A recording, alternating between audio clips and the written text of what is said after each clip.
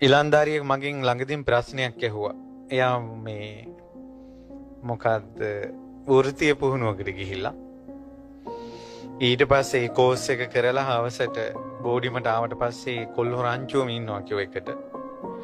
ඊට පස්සේ මුන් ආපු ගමන් ඇඳේ පෙරළුණා. පෙරලිච්ච ගමන් ෆෝන් එකේ වීඩියෝ කෝල් ගන්න කිව්වා.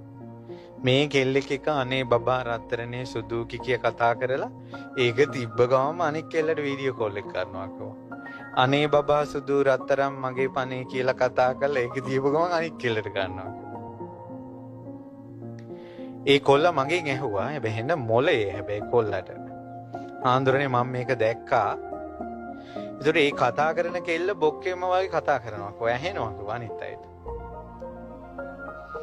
එතකොට මෙයා තමයි කිව්වා අර කෙල්ලටත් කතා කරනවා මේ කෙල්ලටත් කතා කරනවා මේ කෙල්ලටත් කතා කරනවා. මට ඇහුවා හාමුදුරනේ ඇත්තටම මෙතන ගණිකාව වෙන්නේ මේ කොල්ලා නේද කියලා කිව්වා. මං කෝ හරි පුතා.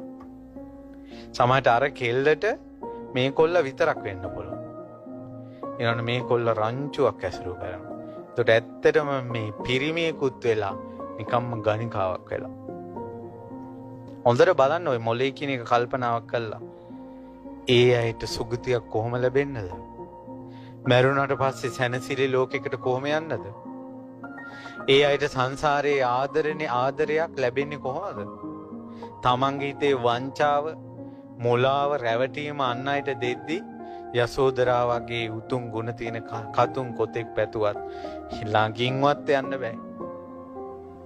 හම්බෙන්නේ මේ වගේ චරිත. ආදරේ කියන එකට කැමති නැත්තම් ඔය ලෝකේ හැම එකාටම hina වෙවි මේ ප්‍රේමේ දිදී ඉන්න කෙල්ලෙකුට කැමති නම් ගෑණියෙකුට කැමති නම් ඔබත් ඒ වගේ චරිතයක් වෙන්න. එතකොට ඔබට ඒ වගේම කෙනෙක් ලැබෙනවා. තමන් ලෝකෙට දෙන දේ තමන්ට ලැබෙන්නේ. මම මේ කියන්නේ ඔබට සැබෑ ආදරයක් සෙනෙහසක් බිරිඳකගෙන් හෝ පෙම්වතියකින් හෝ ලැබෙන්න ඕනේ නම් ඔබගේ ආදරය ප්‍රේමයේ සෙනෙහස වගකීම අවංගව වෙන්න ඕන. නැත්තම් ලැබෙන්නේ නැහැ. මේක හේතුඵල දහමක්.